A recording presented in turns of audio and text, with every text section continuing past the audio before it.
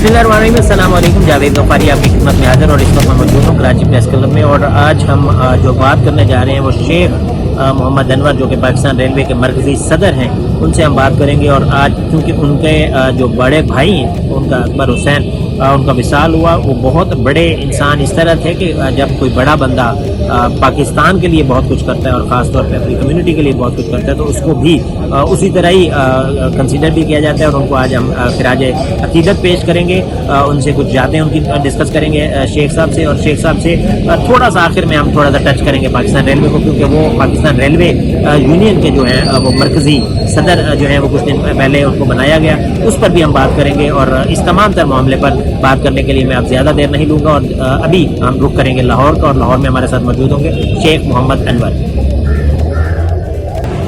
वालेकुम सलाम, क्या हाल है जुनैद भाई? आप ठीक हैं, खैरियत से? अल्हम्दुलिल्लाह। शेख साहब आप सुनाएं, सब ठीक ठाक है? जी मैं ठीक हूँ, अल्लाह का शुक्र है। शेख साहब आज मेरा जाना हुआ स्टेट बैंक की तरफ से गुजरना हुआ, कराची में मौजूद हूँ, आपको पता है इस वक्त भी मैं कराची प्रेस क्लब में मौजूद हूँ। तो जैसे वो एक रुक जाता है ना बंदा, तो इस तरह की फीलिंग्स आई और मैंने वहाँ पे बहुत अच्छे तरीके से याद किया अकबर हुसैन साहब जो कि आपके बड़े भाई थे। अल्लाह ताला उनको जन्नतुल फिरदौस में आला मकाम अता फरमाए। आपसे क्योंकि एक भाइयों वाला बड़े भाइयों वाला ही ताल्लुक है, तो आपके बड़े भाई हमारे भी बड़े भाई, तो अल्लाह ताला उनको बरीके रहमत करे। तो मैं चाह रहा था कि कुछ हम उनकी ज़िंदगी के बारे में कोई बात करें, जो आप अपना एक्सपीरियंस शेयर करें उनके साथ, क्योंकि वो शुरू से लेकर जब तक वो इस दुनिया पानी से कूच करते हैं तब तक वो आप उनको बड़ा भाई नहीं बल्कि वालिद का दर्जा देते हैं, आप देते हैं या उन्होंने आपको बेटा बनाया हुआ था। ये तमाम तर बातें आप बताएंगे तो ज़्यादा बेहतर होगा। तो हम तो सिर्फ और सिर्फ अफसोस कर सकते हैं और उन तमाम तर यादों को एक दफ़ा दोबारा ज़िंदा कर सकते हैं जो आपके साथ उन्होंने गुजारा। तो हमारा एक तरह से अकबर हुसैन जो कि बड़े भाई थे, उनका एक तरह से अफसोस बाकायदा तौर पे एक दफ़ा फिर भी कबूल फरमाइए और इस तमाम तर सूरत हाल पर ज़रा आप अपनी रोशनी भी डालिए, किस तरह उनकी ज़िंदगी को आप बयान करते हैं और कैसे देखते हैं उनकी। बड़ी मेहरबानी जी कि आपने याद रखा, ये आपकी मोहब्बत है कि हमेशा आप इन अलमात में हमें याद रखते हैं। अकबर हुसैन साहब हकीकतन आपने सही कहा, वो हमारे बड़े भाई भी थे लेकिन वो बाप की जगह भी थे, बड़े शफीक और मौसर इंसान थे। ऐसे इंसान रोज रोज पैदा भी नहीं होते। मैं इसलिए नहीं कह रहा कि वो मेरा बड़ा भाई है, लेकिन मैं कहता हूँ कि उसके जाने के बाद खानदान सोगवार, अहले इलाका सोगवार। तो आप देखें कि मेरे भाई से मोहब्बत की एक वालदा साहबा के घर जो है ना शादी के 13 साल बाद अकबर हुसैन पैदा हुए। तो बड़ी मोहब्बत वाला बेटा था, माँ बाप का बड़ा लाडला बेटा था। तो जब 1946 में पैदा हुए बड़े भाईजान, फिर जब कारपोरेशन स्कूल में दाखिल हुए, टाट पर बैठ के पढ़ते थे, तो मैंने उनके स्कूल के जमाने के एक दोस्त से पूछा जो बचपन का दोस्त है, केजी में उनके साथ कारपोरेशन हाई स्कूल में पढ़ता था। मैंने कहा यार मुझे अकबर भाई की कोई बात तो बताएं खास। कहने लगा very first day corporation school में इकट्ठे गए हैं, जब हाफ टाइम में छुट्टी होती है ना जी, तो वो क्लास से बाहर नहीं आया। तो मैंने कहा आप बाहर क्यों नहीं आते? कहते नहीं मैंने पढ़ना है। यानी कि उस आदमी की सोच केजी की क्लास में ये थी, एक बनने का कोई शौक था उसके अंदर। या वालिद साहब मेरे प्री पार्टीशन स्टेट बैंक में मुलाजिम थे, जब पाकिस्तान बन गया, जब बैंक ऑफ इंडिया था फिर ये स्टेट बैंक बन गया। तो माशाल्लाह फिफ्थ उन्होंने वहां से कॉर्पोरेशन स्कूल से की और फिर 1962 में उन्होंने चिश्तिया स्कूल से ये एफए किया। 1964 में उन्होंने सामने कॉलेज रेलवे रोड से जो है एफए किया और वो पैदल जाते थे, पैदल आते थे। मैंने पूछा एक दफा पैदल क्यों जाते थे? कहने लगे यार मेरे हाथ में नोट्स होते थे, मैं पढ़ता चला जाता था, पढ़ता हुआ वापस आ जाता। उसके बाद उन्होंने 1966 में सामने कॉलेज सिविल लाइन से ग्रेजुएशन की और उस जमाने में उन्होंने जोग्राफिया में टॉप किया। और उस वक्त के जो गवर्नर थे गालबन गवर्नर नश्तर, ये कौन था उस टाइम, उसने अकबर साहब को स्कॉलरशिप दिया, मेडल दिया। और 1966 में वो स्टेट बैंक के अंदर ट्रेनिंग स्कीम थी ऑफिसर्स की, उसमें भर्ती हुई और अल्हम्दुलिल्लाह तरक्की करते करते स्टेट बैंक के अंदर पेशावर में भी चीफ मैनेजर रहे। कब 2 दफा पेशावर गए, लाहौर में रहे, फिर कराची से वो 2006 में रिटायर हुए। और उनकी रिटायरमेंट के ऊपर गवर्नर शमशाद हुआ करती थी, उनके गवर्नर साहबा, उनके मैं तासुरात पढ़ रहा था स्टेट बैंक के बुलेटिन में, जो उनके तासुरात थे वो मैंने अपने आर्टिकल्स में लिखा भी है। शायद आपने आर्टिकल्स पढ़े भी हो, कौमी अखबारात में काफी छपे हैं अकबर हुसैन साहब। تو میں پڑھ کے حیران ہو رہا تھا کہ یار یہ آدمی نے کس طرح ترقی کے منازل طے کیے. اس نے کہا کہ اکبر حسین کی ریٹائرمنٹ ہمارے ادارے کے لیے نقصان دہ ہے. لیکن ظاہر ہے ایک امر ہے کہ 60 سال کی عمر ہو گئی تھی, انہوں نے ریٹائر ہونا تھا. مانیٹائز اسکیم ان کی تھی بنائی ہوئی, اور یہ اسکیم کو بینک آف نیپال نے پاکستان سے لیا. پھر یہ بینکنگ کونسل جو ہے پاکستان کی, یہاں پر بھی یہی اسکیم اکبر حسین کی بنائی ہوئی. بہت بڑی شخصیت تھے. چھوٹے ہم 4 بھائی ہیں, ہمیں ایک بہن ہے. والد صاحب جو تھے, والدہ ہماری 1987 میں ڈیتھ ہو گئی تھی, والد صاحب ہمیں 2012 میں چھوڑ گئے تھے. لیکن آپ یقین مانیں جوید بھائی کے ہمارے بھائی نے ہمیں نہ تو ماں کی کمی پوری محسوس ہونے دی, نہ اس میں باپ کی کمی محسوس ہونے دی. اپنی زندگی کا اس نے نچھاور ہی کیا ہے ہمارے اوپر, اور ہمیشہ اس نے ہمیں جو ہے نا اولاد پر بھی ترجیح دی. ان کے ایک بیٹا اور ایک بیٹی ہیں, شاید ان کا کبھی انہوں نے کہنا ڈال دیا ہو, لیکن میں نہیں سمجھتا ہمارے تینوں بھائیوں میں سے کسی کا کبھی کہنا ڈالا ہو. بڑے شفیق آدمی تھے. یقین مانے ان کے جانے کے بعد مجھے ایسے محسوس ہوتا ہے میں کسی صحرا میں کھڑا ہوں, کوئی سننے والا نہ ہو. یہ حالات آج کل کے کیا کہتے ہیں.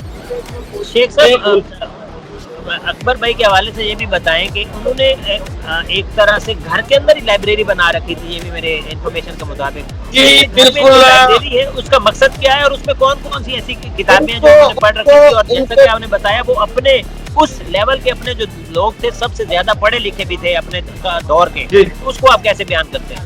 دیکھیں جی ماشاءاللہ انہوں نے ڈیورنگ سروس پنجاب یونیورسٹی سے ایم پی اے کیا, اور انہوں نے 1600 میں سے 1442 نمبر لے کے 1600 میں سے ایک ریکارڈ قائم کیا M P A master public of administration میں, اور اسکالرشپ حاصل. اور پھر پنجاب یونیورسٹی میں وہ پڑھاتے بھی رہے ہیں اسٹوڈنٹس کو ڈیورنگ سروس ہی. تو وہ بڑی شخصیت ہے جی, اس میں تو کوئی شک نہیں. اور اسلامک بکس ہیں ان کی گھر میں, اور میرا خیال 5000 سے تقریباً زیادہ کتابیں ہیں. لائبریری میں اپنی ذاتی لائبریری ہے. اپنا ماشاءاللہ انہوں نے گھر تعمیر کیا, ان کو شاید رہنا نصیب نہیں تھا ڈی ایچ اے میں, ایک وہاں پر بھی بہت بڑا کمرہ بنایا کہ اور لائبریری اور شفٹنگ کرنی تھی جون کے اندر. لیکن وہ 23 مارچ کو بیمار ہوئے ہیں اور 13 اپریل کو چھوڑ کر چلے گئے. شیخ صاحب انہوں نے پسماندگان میں کتنے لوگ جو ہیں وہ چھوڑے اپنے, ان کے بچوں کی کیا جذبات ہیں؟ اوبیسلی ایک والد جو ہے جس کا آپ بڑے بھائی کا اس طرح وہ احترام کرتے ہیں, اور اتنا وہ انہوں نے آپ کی وہ جس طرح کفالت کی, تو اپنے بچوں کے بارے میں اور ان کے بچوں کے بارے میں تھوڑا سا بتائیں. کتنے بچے ہیں ماشاءاللہ, اور وہ کیا کیا کر رہے ہیں؟ کیونکہ جب آپ کے ٹاپ پہ جو لیڈر ہوتا ہے وہ بڑا پڑھا لکھا اور قابل ہوتا ہے, تو وہ آگے جو اس کی آنے والی نسلیں ہوتی ہیں وہ بھی قابلیت کا ایک طرح سے مظہر ہوتی ہیں. تو اس بارے میں تھوڑا بتائیے. دیکھیں اکبر حسین صاحب کے ماشاءاللہ 2 بچے ہیں جی, ایک بیٹا اور ایک بیٹی ہے. بیٹا بھی میرڈ ہے ماشاءاللہ, بیٹی بھی میرڈ ہے. اللہ پاک کا شکر ہے, دونوں خوش ہیں, خوشحال ہیں اپنے گھروں میں. اور جو ہے بیٹا جو ہے وہ بزنس کرتا ہے ماشاءاللہ, اچھا اس کا سیٹ اپ ہے بزنس کا, اور بیٹی اپنے گھر میں رہتی ہے اپنے شوہر کے ساتھ ماشاءاللہ. ویسے تو کوئی اللہ کا شکر ہے, اللہ نے دنیا ان کو دی ہوئی ہے, کوئی کمی نہیں ہے. لیکن یہ ہے کہ ہمارے گھروں میں, تینوں بھائیوں کے گھروں میں سمجھتا ہوں تینوں بھائیوں میں سے کسی کی مجال نہیں ہے کہ ان کے بغیر پوچھے ہوئے کوئی زندگی میں ہم کام. ابھی پچھلے دنوں کی بات ہے, میں گھر آیا تو میری اہلیہ رو رہی تھی, تو میں پریشان ہوا. میں نے کہا کیا مسئلہ ہے, آپ کیوں رو رہی ہیں؟ کہنے لگی آج بھاجن کو گئے ہوئے 40 دن ہو گئے, میں بڑی تکلیف میں ہوں. مجھے بڑی مطلب وقتی طور پہ تکلیف بھی ہوئی, لیکن خوشی ہوئی کہ یار یہ کیسا انسان تھا جو دلوں پر حکومت کرتا. ہمارے گھروں میں اب یقین مانے ہمارا اتنا کنٹرول نہیں تھا. ہمارے بچے جو ہیں وہ تایا کے ساتھ زیادہ محبت کرتے تھے ماں باپ. ایسا شفیق انسان میں کہتا ہوں کہ اس شخص نے اپنے اولاد کے منہ میں شاید بعد میں نوالا دیا, بھائیوں کی اولاد کے منہ میں پہلے نوالا دیا. وہ بڑے بھائی ہیں, اور جس طرح کا آپ نے زندگی بتائی ایک آئیڈیل زندگی وہ گزار کے گئے ہیں. اللہ تعالیٰ ان کو بریک رحمت کرے. ہم بار بار دعا اس لیے کرتے ہیں کہ یہ صرف دعا اس کے لیے نہیں ہوتی بلکہ ہمارے لیے اپنے لیے بھی ہوتی ہے. جب نیک بندے کو آپ دعا کرتے ہیں تو اللہ تعالیٰ وہ لوٹاتے ہیں. آپ دیکھیں کورونا جیسے کورونا پھیلا ہوا تھا جس ٹائم ان کا جنازہ ہوا ہے, لیکن الحمدللہ اتنا بڑا جنازہ ہوا ہے. اور محترم امیر جماعت سراج الحق صاحب پہنچے, انہوں نے نماز جنازہ پڑھائی. اس سے پہلے مساجد کے اندر ان کے لیے دعائیں ہوتی رہیں. سراج الحق صاحب بڑا متاثر تھے, کہتے یار انور صاحب اتنے اچھے بھائی آپ. میں نے کہا جی ہماری تربیت ہی ہمارے بھائی نے کی ہے. ہمارے ماں باپ کے بعد اگر کسی کے اس دنیا میں احسانات ہے تو ہمارے بھائی کے تھے، بڑے بھائی کے تھے. بالکل جی، بڑی بات، بڑے لوگوں کی بڑی باتیں. شیخ صاحب بہت شکریہ، اس ٹاپک پر میں نے آپ سے رائے لی، کیونکہ یہ ایسا ٹاپک تھا جس کے بارے میں جاننا ضروری ہے کہ بڑا بندہ جب جاتا ہے تو وہ صرف وہ خود نہیں جاتا بلکہ اس کی کئی یادیں ہوتی ہیں جو ہمارے ساتھ زندہ رہتی ہیں، اور وہ ان یادوں کے اس میں زندہ رہتا ہے. دراصل کہہ لیں کہ جو حیاتی ہے وہ آپ کی، وہ تو یہی ہے کہ جانا ہے، جانے کے بعد آپ کو اگر اچھے طریقے سے یاد کیا جائے تو وہ آپ کا وہ کردار ہوتا ہے جو آپ نے ساری زندگی رکھا ہو. اس کے بعد میں تھوڑا سا ریلوے کی طرف آؤں، کیونکہ آپ کا ماشاءاللہ جو وجہ شہرت ہے یا وجہ کہہ لیں کہ لیڈرشپ کی ایک باعث ہے، وہ ہے پاکستان ریلوے. ابھی کچھ دن پہلے ایک حادثہ بھی ہوا، اس حادثے پر بھی آپ ذرا اپنا وہ بتا دیجیے. اور دوسرے نمبر پہ ابھی جو بجٹ آیا اس پر آپ کی کیا رائے ہے. تیسرے نمبر پہ میں اس کے اندر ضمنی سوال اس لیے کر رہا ہوں کیونکہ ہم نے کنکلوڈ کرنا ہے، اور یہ جو ٹاپک ہے اصل میں آج تو اکبر بھائی کی ہم یاد کر رہے تھے، ان کو اخراج عقیدت پیش کر رہے تھے، لیکن اس کے اندر کیونکہ ضروری اس لیے سمجھتا ہوں کیونکہ آپ سے نہ جانے کب ملاقات ہوتی ہے، کب بات ہوتی ہے، تو میں یہ بھی کنکلوڈ کرنا چاہ رہا ہوں کہ پاکستان ریلوے کا ایک تو یہ حادثے کو تھوڑا سا ذکر کر دیجیے، دوسرے نمبر پہ بجٹ پر آپ کی کیا رائے ہے، اور تیسرا جو تماغ کے حوالے سے آپ کیا سمجھتے ہیں کہ آپ ایک کردار ادا کر رہے ہیں یا کرنا چاہیے، کیونکہ آپ کا وعدہ تھا کہ آپ جو تماغ ہے ریلوے کے خاص طور پہ ان کو آپ ضرور اس طرح کا کوئی پیکیج لے کے دیں گے جس سے ان کی آنے والی نسلیں اور وہ خود بھی اچھی زندگی گزار سکیں. دیکھیے جی، یہ بڑا خوفناک حادثہ ہوا ہے. کراچی سے ملت ایکسپریس آ رہی تھی اور لاہور سے یہ جا رہی تھی، تو وہ گاڑی ڈریلمنٹ ہوئی ہے، گاڑی وہاں پہ ڈریل ہو گئی ہے. جب گاڑی ڈریل ہوئی ہے لوگ باہر نکلے ہیں، ظاہر ہے پریشانی کے عالم میں کوچیں گری ہوئی تھی، لیکن اتنا ٹائم جیسے لوگ ابھی اندھیرے میں باہر نکلے ہیں تو ادھر سے یہ سر سید چل گئی ہے نا جی. اور جیسے سر سید پہنچی ہے تو جو مسافر نکلے نیچے تھے وہ بھی شہید ہو گئے ہیں، اور اس کے بعد جو ٹکرائی ہے جو ڈبوں میں لوگ تھے وہ بھی شہید ہو گئے ہیں. حقیقت یہ کہ سچی جو بات ہے وہ یہ کہ ہماری ریلوے کا ٹریک بالکل ختم ہو چکا ہوا ہے اس علاقے میں. حکومت کو چاہیے پیسہ دے، پیسہ حکومت دیتی نہیں ہے. 100 روپے دیتی ہے، کہتی ہے اس میں سارا کچھ کر لیں، تو خرچہ ہوتا ہے وہاں 500 روپے کا. ہم 100 میں کیا کر لیں گے؟ دیکھو جی، اس ٹائم تو ریلوے کے اندر 15-20 ارب روپے آئیں گے تو ریلوے ریہیبلیٹیٹ ہوگی. نمبر 1. نمبر 2، ہماری کوچوں کا آپ حال دیکھ لیں، طبی عمر اپنی پوری کر چکی ہیں لیکن ہم چلا رہے ہیں ان کو. اس پہ ڈالنا پڑے گا. یہ ریلوے جو ہے نا پاکستان کی لائف لائن ہے. ہمیں آج تک نا ریلوے کو ہم ایسے ہی سمجھ رہے ہیں کہ غیر ضروری ادارہ ہے. ایسی بات نہیں ہے، دفاعی ادارہ ہے، یہ فلائی ادارہ ہے، یہ چاروں چیزیں ہیں. آپ دیکھیں این ایچ اے کو سال کے اندر تقریباً 200-250 ارب ملتا ہے این ایچ اے کو، ہائی وے کو. ہمارا ٹریک اب دیکھیں وہ پشاور سے لے کر تفتان تک، اور تفتان سے لے کے چمن تک، چمن سے لے کے یہ چکورو تک پھیلا ہوا، کتنا عرض میں پھیلا ہوا. ہمارے لیے یہ کہتے ہیں 30 ارب ہے، 35 ارب ہے. تو اگر پاکستان ریلوے کو بھی سالانہ 100 ارب دیا جائے نا تو ریلوے کی سڑکیں ویران ہو جائیں. ہم اتنا بزنس ریلوے میں کر سکتے ہیں، لیکن جب اس میں ریلوے میں پیسہ نہیں ڈالا جائے گا تو کیسے حالات نہیں بدل.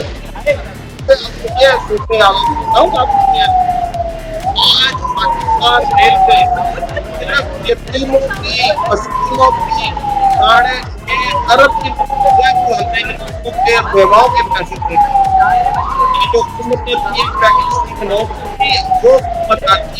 اناؤنس کر کے چلی جاتی ہے، لیکن ریلوے کے اوپر فنڈ نہیں لے کے جاتے. سب کو چاہیے کہ ریلوے کے جو بیوائیں ہیں ان کی دعائیں لیں، فنڈ دیں. 6.5 ارب میں بتا رہا ہوں آج کے دن انہوں نے بیواؤں کے دینے ہیں. تو پھر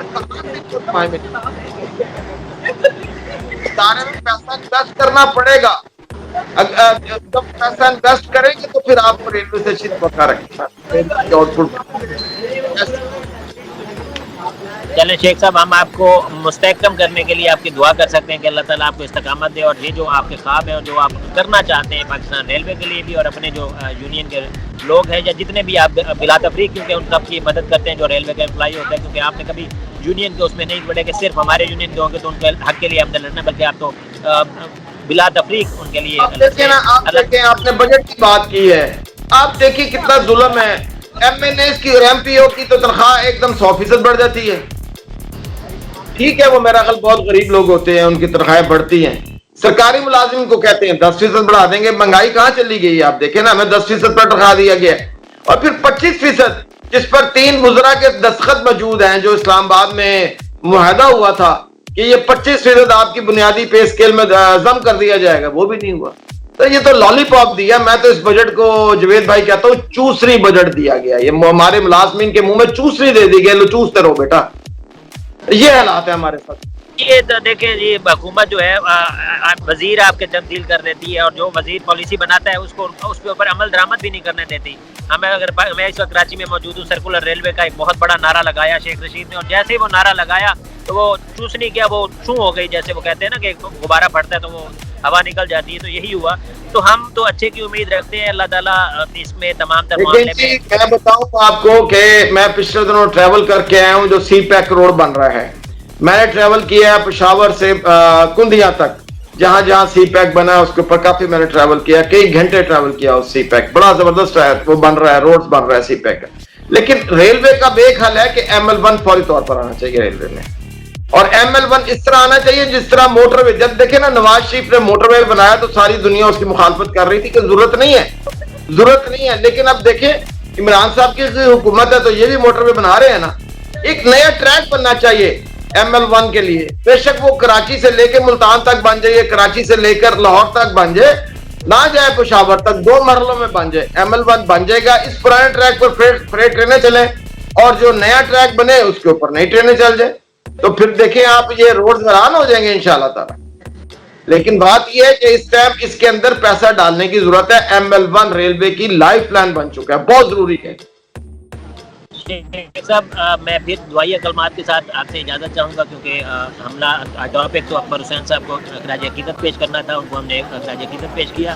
ہم ایک دفعہ پھر دعا گو بھی ہیں، اور ہم اسی چیز کے لیے بھی دعا گو ہیں کہ پاکستان کے اندر جتنے بھی محکمے ہیں، خاص طور پہ پاکستان ریلوے جس کی آپ ایک طرح سے لیڈرشپ بھی کرتے ہیں، اس یونین کو دیکھتے بھی ہیں، اس ریلوے کی بحالی کے لیے جس طرح آپ تحریک چلا رہے ہیں، اللہ تعالیٰ اس میں بھی آپ کو کامیابی دے. بہت شکریہ، آپ نے اپنے اس قیمتی وقت سے مجھے نوازا. انشاءاللہ مزید بھی ہم مختلف ٹاپکس کے اوپر بات کرتے رہیں گے. آپ کا بہت بہت شکریہ. آپ کی بڑی مہربانی ہے، محبت کرتے ہیں اور ہمیشہ خیال رکھتے ہیں ہم لوگوں کا. اللہ آپ کی عمر میں برکت دے. جزاک اللہ خیر. جوید بھائی السلام علیکم ورحمۃ اللہ.